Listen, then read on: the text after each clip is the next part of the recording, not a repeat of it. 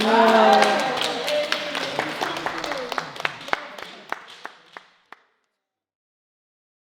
grew up with the story of Tony, my dad's older brother. As a child, his handsome face looked down on me from a frame sitting on the bookcase of our dining room. But the story of how he was shot and killed in Korea, the other side of the world, a place I didn't know, was too hard then for my small head to fathom. For many years, I wanted to go to his grave in South Korea to tell him, from all of us, that he's not forgotten, and to take a little piece of his beloved cruise town, his family farm, to lay above his body. This is the story of how that wish came true. To go back a bit, the Columban Fathers were set up in Ireland in 1918 to spread the Catholic faith and serve the poor and marginalised, particularly in their main mission, China. They expanded this mission to Korea in 1933. Korea was annexed to Japan from 1910. Under Japanese occupation, the country suffered economically and socially, making missionary work difficult. In December 1941, Japan entered World War II with the bombing of Pearl Harbor. In Korea, foreign nationals of enemy states were interned and repatriated, including Columban priests born outside Ireland.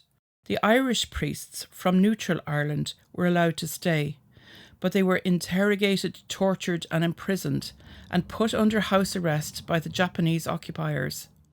They were not permitted to do any pastoral work from 1941. Then, in 1945, following Hiroshima, Japan surrendered.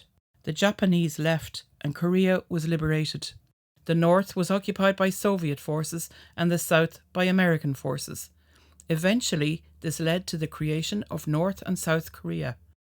The region was highly unstable. In June 1950, North Korea invaded the south. For the next 3 years, the Columbans suffered greatly at the hands of the Red Army. 75 years on from the beginning of the Korean War, an invitation was issued by the Irish ambassador to Korea, Michelle Winthorpe, to the families of the 7 Columban priests who were killed during the war. 7 missionaries, now known as the 7 Columban Martyrs. You know, here in the embassy in Seoul, we often use the term Columban Martyrs, almost like as a shorthand. It's terrible. But I think it is important to just pause a second and just name their names. Father Tony Collier from Clogherhead, County Louth, the first foreigner to die in the Korean War. Father Jim McGinn from Newcastle, County Down. Father Patrick Riley from Drumranny, County Westmeath. Monsignor Patrick Brennan from County Chicago. Father Tommy Cusack from Liscannor, County Clare. Father Jack O'Brien from Dunamon, County Roscommon. And Father Frank Canavan from Headford, County Galway, who died in a prison camp in North Korea. I joined the families on the special trip to Korea. We were invited by the Columbans in Seoul to commemorate our relatives' 75th anniversary, and we shared in a mass with them. Regional head of the Columbans, Father Gonzalo, presents each family with a special memorial plaque.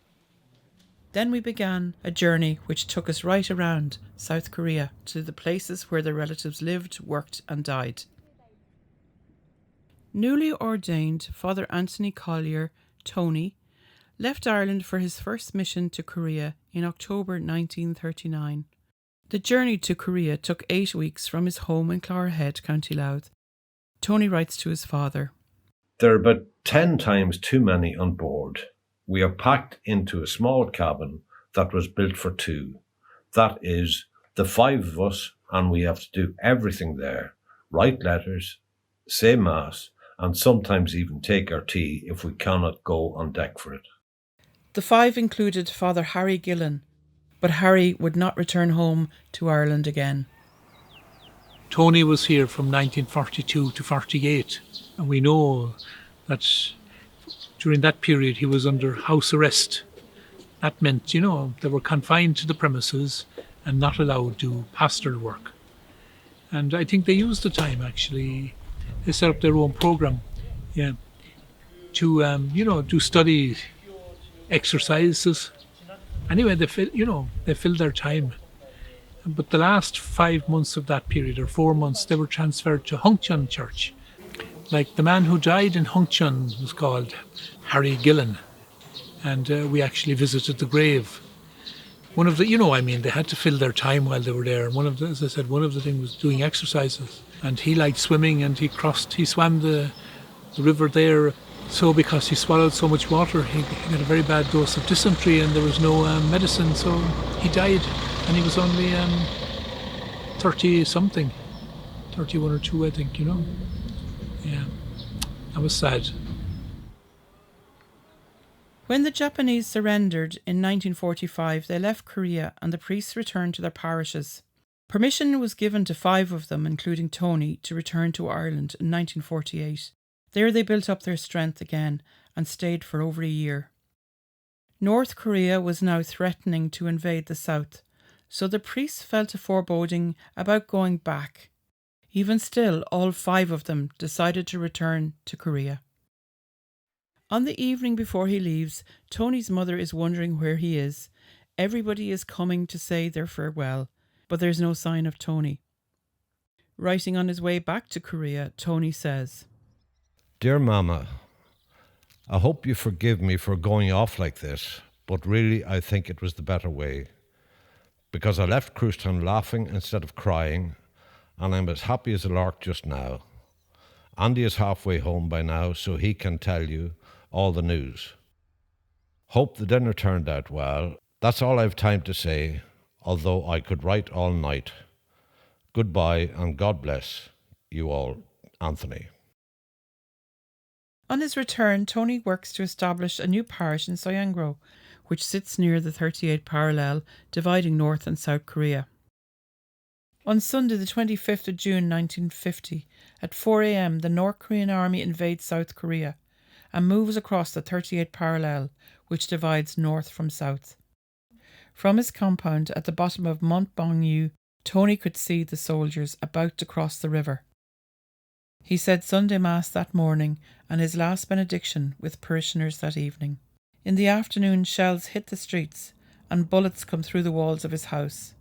He takes a frightened child home, narrowly missing a shell which burst just a few yards away. The next morning, Monday, the 26th of June, after Mass, Tony walked over to his Columban colleagues, Monsignor Quinlan and Father Canavan, who lived just down the hill from almost finished Jukrimdong Cathedral. He updates them on what's happening in Soyeongro. There he also meets Father Philip Crosby, who made his way from his parish in Hongchung, some 30 miles to the south. Tony advised him to leave as soon as possible. The 3 other priests were themselves advised to leave by a US Army official. Even though they realised Chungcheong will fall, they chose to stay put with their parishioners. Tony returned to his parish late that afternoon and moved to a shelter in his backyard, just avoiding a shell strike to his kitchen. The next morning, Tuesday the 27th of June, Tony said Mass and his breviary. The South Korean army and his parishioners have evacuated the area.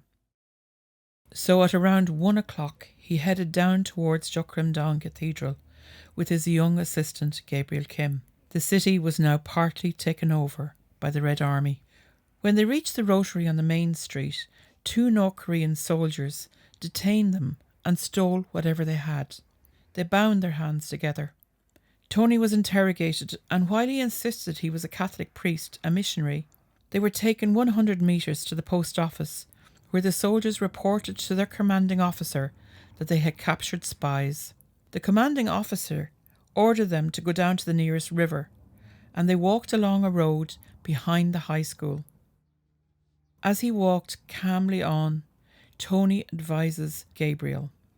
You must survive at any cost, for you have a family, wife and children.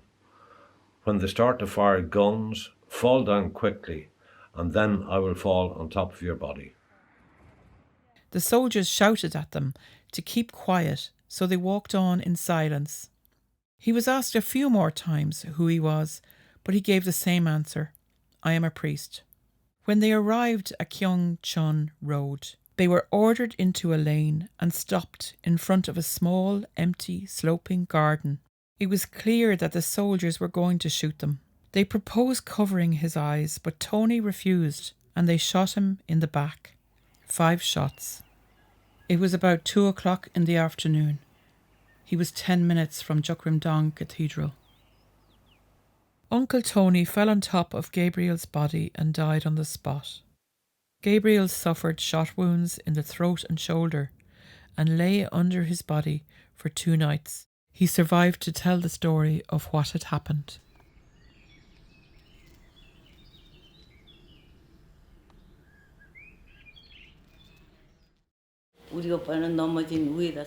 Susanna Kim, Gabriel's sister, came to meet us during our visit to Korea and shared her memories with us. Tony was the first of the 7 priests and the first Westerner to be killed in the Korean War. Some days later, Tony's colleagues Monsignor Thomas Quinlan and Father Frank Canavan were arrested in Chungcheong, and Father Philip Crosby in Hongcheong. They were imprisoned and interrogated. Soon they found themselves with a group of 50 civilian prisoners, including missionaries and diplomats of different nationalities. They were moved around Korea in miserable conditions, suffering from cold and hunger, and forced to march some 100 miles with hundreds of American prisoners of war along the Yalu River in northern Korea. This became known as the notorious Death March, on which 98 people lost their lives. He endured almost 6 months of marching and starvation and various degrees of temperature with poor clothing, inadequate water, and succumbed to pneumonia on the 6th of December 1950 and was buried in the snow where he short distance from where he died, and it is in North Korea where he remains. 2 other Columbans on the east coast in Samchuk and Mupo are detained and murdered. James McGinn from Newcastle, County Down, refused to leave his parish of Samchuk. A long wall tells the story of his life. He was 38 when arrested by the North Korean army. He was made walk barefoot on the outskirts of the town to a ravine at Chachiri, where he was shot on the 4th of July, the 2nd Columban priest to be killed. A church dedicated to James was built after the war, beautifully situated overlooking the town of Samchuk. The 3rd Columban priest to be killed was Father Paddy Riley from Drunrani in County Westmeath. He was pastor to the new parish at Mucko, a harbour town on the east coast. He managed to hide out for 26 days but was captured by the Red Army. His body was found up a mountain path. He had been shot in the chest in August 1950 and he was 35 years old. A church dedicated to him in Mucko is visited by us. One parishioner has written his story and we meet her with members of the parish committee and Father Moses the pastor. Father Moses is revamping a house into a museum to celebrate the priest's life. In late July, the North Korean, or the Red Army, moved southwards, arriving in Mukpo in the Gwangju region. Monsignor Patrick Brennan, a Columban from Chicago and head of the mission district of Gwangju, ensured the younger priests got to safety through Busan. He insisted that he himself stay in his parish, as do 2 other Columbans, Father Tommy Cusack from Liscannor in County Clare and Father Jack O'Brien from Dunaman, County Roscommon. As the North Korean army is pushed back, they massacre about 1,000 prisoners, the priests among them. The families visit Daejeon, the scene of the brutal massacre, which at the time was a Franciscan monastery where the prisoners were kept. The church was the Red Army's interrogation centre. The Sisters of the Divine Word, who now live there, welcomed the families. My name is Stephanie McNamara. I'm a niece of Father Tommy Cusack, and we're here in Daejeon where he was killed together with Monsignor Brennan and Father Jack O'Brien. And Mr. Kim Yun Bae told us that they were questioned in the church and then taken out a side door and shot just outside the door, and their bodies were thrown into a disused well. After the war, the bodies were exhumed and the cremated bones were buried on the side of a hill nearby. Relatives came to claim the bones of their family members. Mr. Kim Yun Bae took 3 small containers in honour of the martyrs and created a shrine in his backyard where he kept them for 12 years. That well wasn't opened until 1953, but to be here today and to be able to stand at that well that until about 10 years ago, that was all we knew, and to know that somebody cared enough to take them out of it, to take out the bodies and bury them, has brought us untold joy and peace into our lives.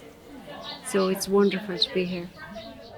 After some time, the Diocese of Daejeon accepted and buried them in a graveyard attached to Daejeon Seminary. Mr. Kim was there to meet their Irish relatives and share his knowledge, together with his son, Father Pio, and Father Stephen. It is estimated that between 5,000 and 7,000 people, as well as soldiers of the Republic of Korea, were slaughtered at Daejeon between the September the 23rd and 27th, 1950. Across the world in Ireland, families had little or no news about their loved ones in Korea and were very worried. In the small village of Clogherhead, County Louth on the east coast, news broke of Father Tony's death, 4 months after the event, in October 1950. There in his parish church St. Michael's, a high mass was celebrated for him with an estimated 1,000 people present. A year later, in Korea, his body and that of Father Paddy Riley were located and exhumed. Because Jukrim-dong had been bombed, the Requiem Mass celebrated by Father Brian Garrity and the reinterment of their bodies were held outside the cathedral on the 10th of October 1951. Father McGinn's body was located later in 1952, exhumed and laid to rest next to his Columban brothers at the back of the cathedral. Father Canavan's body and others remain in North Korea. A memorial grave sits next to his Columban brothers at the cathedral. The young men are now joined by Father Brian Garrity and the late Bishop Quinlan.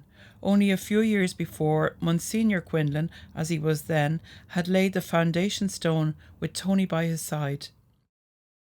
Some 20,000 people each year visit the grave and memorials for the priests. It was a very emotional trip. It's in Chuncheon. It's a beautiful garden. And it does great honour to the men that died. Yeah, it's just very emotional. Preparing for this visit to Korea, and in particular to Tony's grave, I take sand from the beach near his home and some soil from his farm. The family sent a picture to the parish of Soyangro, where Tony was its first pastor. Tony is well remembered in Soyangro, the parish he established in Chungcheong. Each day, Antonio, as he is called here, is prayed for. There is a tangible devotion to him here, and his story is well told. We are welcomed to Soyangro by the 20th pastor of the parish, Father Moses, together with priests Father Francis and Father John. A gift from Ireland acknowledges the love Tony received and gave to this community, and we joined them for evening mass. Many Columbans died or were killed spreading the gospel across the world. The Columban sisters arrived in Korea in the 1950s and provided essential medical services. A memorial in Chungcheong is dedicated to them, and we pay it a visit. I mean, Columbans basically were the ones who established the diocese, you know. So they worked in every parish here. And the fact that then the 4 of them gave their lives during the Korean War, and, you know, the diocese is very much involved in promoting the beatification So they have made those men known. And then so many people, were baptized by Columbans or met them over the years. I mean, it's a huge legacy. Outside the War Memorial Museum of Korea in Seoul, the 7 priests and Sister Mary Clare, who came to Korea in 1923 and founded the Order of the Holy Cross, are remembered here. They made a conscious choice to stay with their parishioners. That dedication characterises the Columban tradition, and it is why we at the Embassy of Ireland are so very, very proud of each and every one of them. All that they stand for, all that they stood for, and all that they have contributed to this country. Peace still eludes us here on the Korean Peninsula, and I know you've seen that, you've been to the War Memorial and so on. The division, the family separations, what tension, you can almost feel that tension that still lingers all these years later. And, all we can do is hope and pray that someday this too will pass and there will be some kind of closure. But for now, this war is still live. And for many people, all that pain is still there. And that pain probably won't go away until some kind of peaceful coexistence comes about on the Korean Peninsula.